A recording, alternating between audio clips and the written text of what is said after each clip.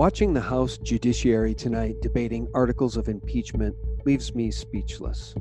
I've really struggled as to where to begin this report. That the conclusion by Horowitz that the actions of the FBI in seeking a FISA warrant to surveil Carter Page was based on a proper legal basis and that there was no evidence of political bias at the root of the investigation leaves me speechless. Political bias has been evident and obvious at the FBI ever since James Comey let Hillary Clinton off the hook. And then there's the Strzok and Page anti-Trump emails between the two lovers, and the dodgy dossier paid for by the Clinton team. The Horowitz IG report is a limited hangout, and it reminds me of the 9/11 event and the 9/11 Commission report. No one gets punished, no one goes to jail.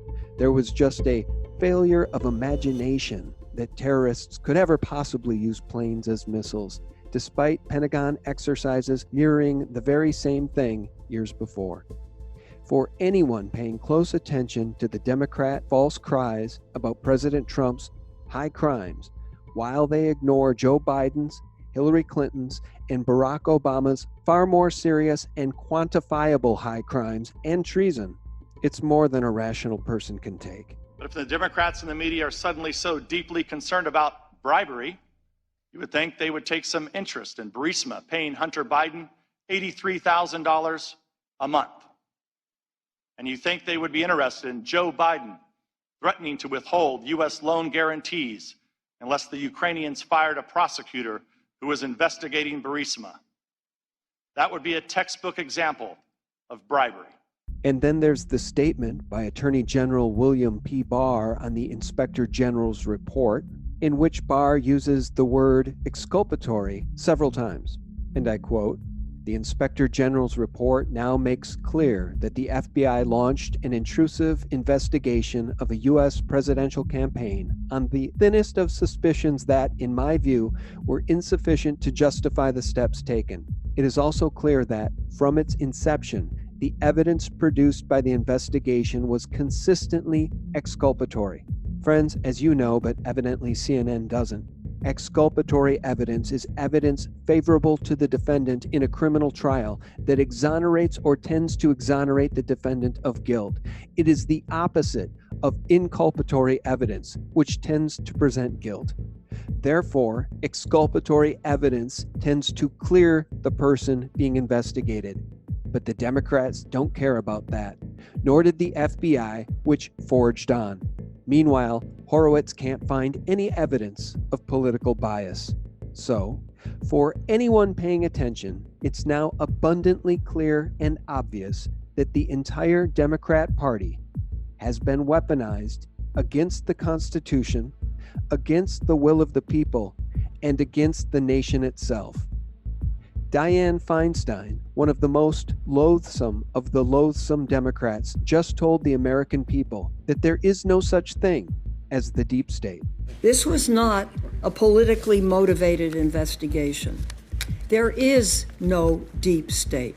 While, on the other hand, a former CIA director, when pressed about a deep state that has been targeting President Donald J. Trump, sang its praises. The intelligence community, it feeds the president's concern and often used term about a deep state being there to take him out. Thank God for the deep state.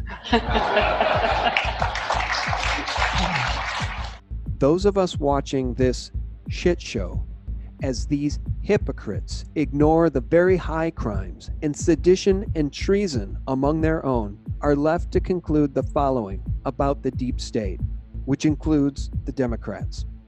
Whatever it once was when it operated surreptitiously behind the scenes and in the shadows, it's operating now in the light of day, plain to see for any American with eyes and ears. And it's obvious now that the deep state is comprised with men and women, politicians who are globalists and internationalists. These people oppose the sovereignty of the United States and its people. Time magazine just named Greta Thunberg their 2019 Person of the Year, an announcement Hillary Clinton praised, tweeting, "I couldn't think of a better Person of the Year than Greta Thunberg. I am grateful for all she's done to raise awareness of the climate crisis and her willingness to tell hard, motivating truths. As she said today, change is coming, whether you like it or not. Change is coming, whether you like it or not. Spoken like a loyal globalist authoritarian. See what you get from the Democrats? See what you get from Hillary Clinton? I know you do, and more Americans are beginning to see it too. Hillary Clinton has sworn her allegiance not to the United States of America, but to a cabal of globalists who seek to usher in a one-world government. Hillary Clinton knows very well that climate change fear-mongering is very useful in helping to usher in the gargantuan changes promised by UN Agenda 2030. Hillary Clinton knows very well that the UN Agenda 2030 plan to reverse climate change is in fact an anti-human plan to reduce the global population.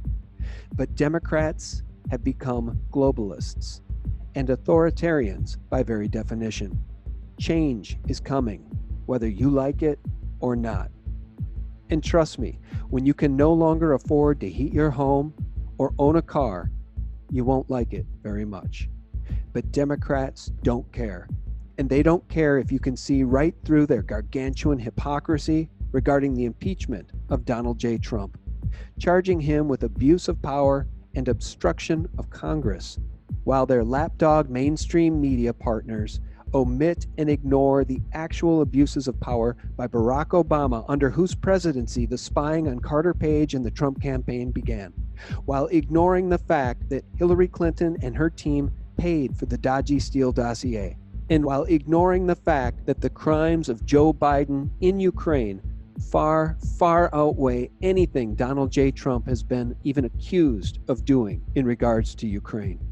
The Democrats have become a weaponized arm of the deep state.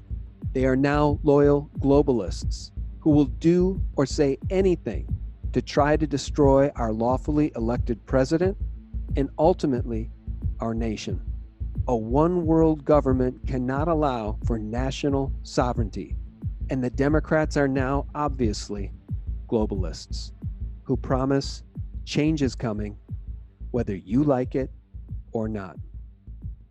Thanks for tuning in, friends. Just a quick note, if you'd like to take a bite out of Google, which is spying on you when you use their product Chrome, change to the Brave browser. It's free, it's more than twice as fast as Google's Chrome, and it will never ever spy on you. And in fact, it even comes with a built-in ad blocker, which you can turn on or off.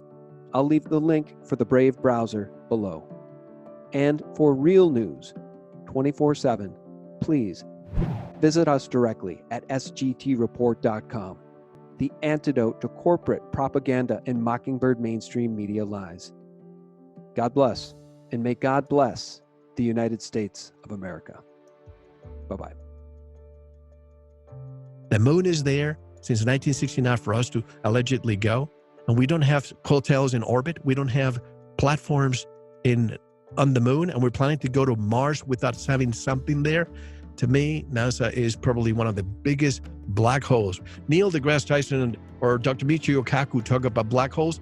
NASA, to me, is the biggest and most real black hole that we have.